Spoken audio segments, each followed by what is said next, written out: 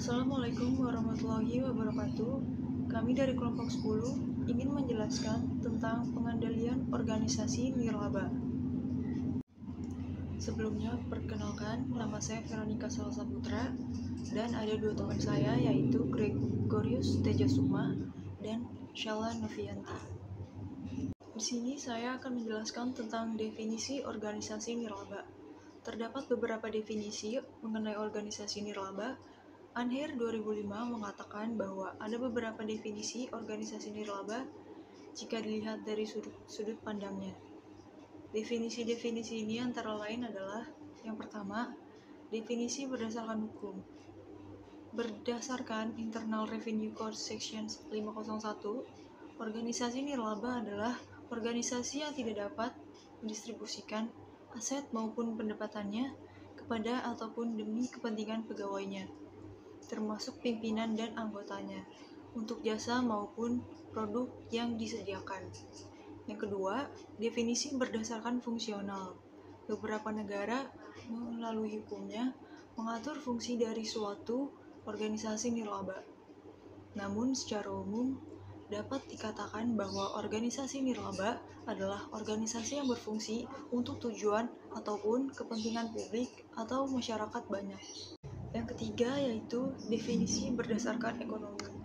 Berdasarkan sudut pandang ekonomi, organisasi nirlaba adalah organisasi yang memiliki bagian keuntungan paling besar melalui iuran sukarela dan kontribusi finansial dari anggota dan pendukungnya, bukan melalui penjualan jasa ataupun produknya. Yang keempat, definisi berdasarkan struktur operasional.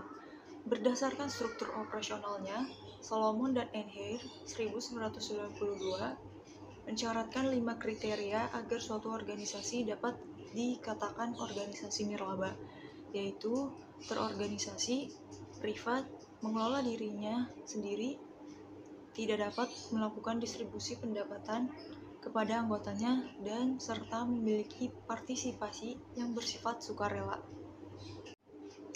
Selanjutnya ada formulasi strategi. Anthony dan Govinda Rajan menjelaskan bahwa strategi adalah rencana-rencana yang dibuat untuk mencapai tujuan dari suatu organisasi.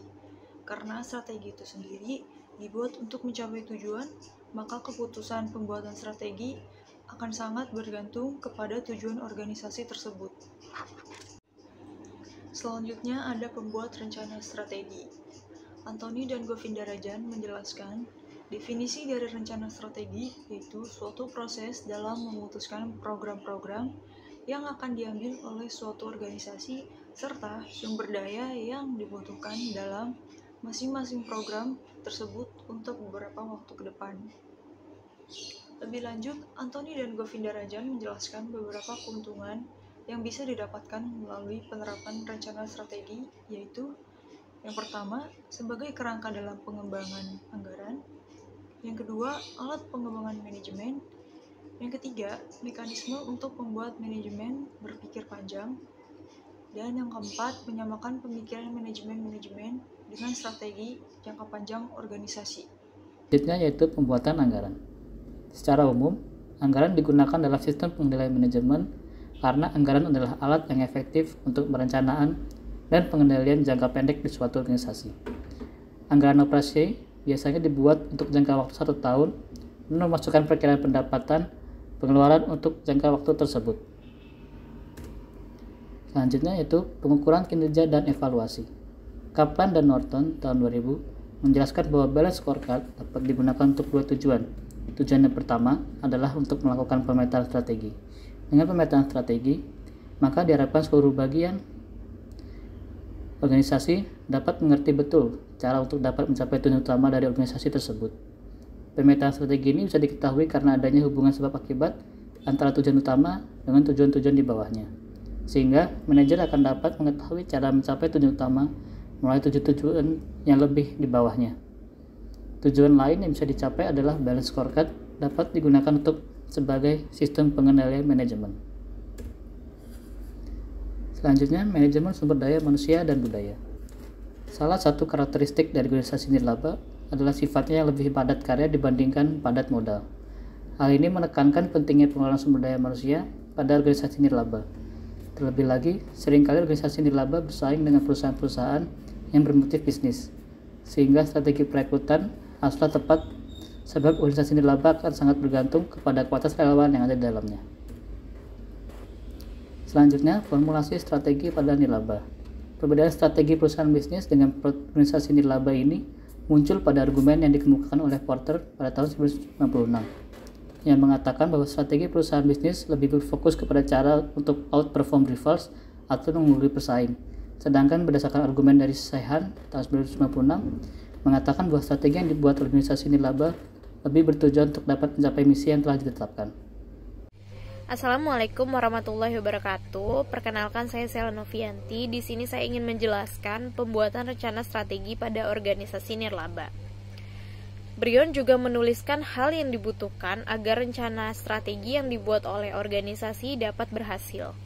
Menurutnya, untuk dapat menciptakan rencana strategi yang efektif, organisasi minimal membutuhkan beberapa hal, yaitu 1. Sponsor rencana strategi yang memiliki kekuatan untuk melegitimasi proses yang dibuat. Yang kedua, champion yang dapat mendorong proses yang dilakukan. Yang ketiga, sebuah tim perencana strategi. Yang keempat, sebuah ekspektasi bahwa akan terdapat kekacauan dan penundaan dalam proses yang ada. Yang kelima, keinginan untuk bersifat fleksibel akan hal-hal yang membentuk rencana strategi.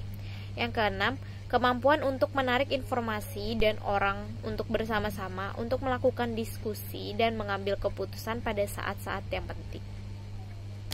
Selanjutnya, pembuatan rencana strategi pada organisasi nirlaba menurut Atkins Andy mengungkapkan bahwa beberapa hal yang harus diperhatikan dalam membuat anggaran pada organisasi nirlaba, yaitu 1.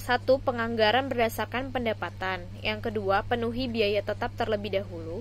Yang ketiga, penyesuaian proyek dengan sumber dana yang tepat. Yang keempat, fokus pada anggaran operasional organisasi. Pengukuran kinerja dan evaluasi pada organisasi nirlaba. Dengan menggunakan misi dari organisasi sebagai level tertinggi dari strategi yang dibuat, maka hal ini akan membuat organisasi nirlaba dapat menggunakan model baru dari Balance Scorecard ini untuk mengukur kinerja dan mengevaluasi strategi yang ada. Dengan model ini, organisasi tidak harus menggunakan perspektif keuangan sebagai tujuan utama dari strategi-strategi yang dibuat. Organisasi nirlaba dapat menyesuaikan dengan misi yang dimiliki oleh organisasi, sehingga balance scorecard yang dibuat menjadi lebih fleksibel. Organisasi dapat menggunakan perspektif pelanggan sebagai tujuan tertinggi karena memang tujuan mereka adalah mencapai misi sosial yang biasanya ditandai dengan kepuasan pelanggan. Atau juga dapat menggunakan perspektif finansial dengan cara meningkatkan tambahan donasi yang bisa didapat oleh organisasi. Sekian penjelasan dari saya, kurang lebihnya mohon maaf. Wassalamualaikum warahmatullahi wabarakatuh. Terima kasih.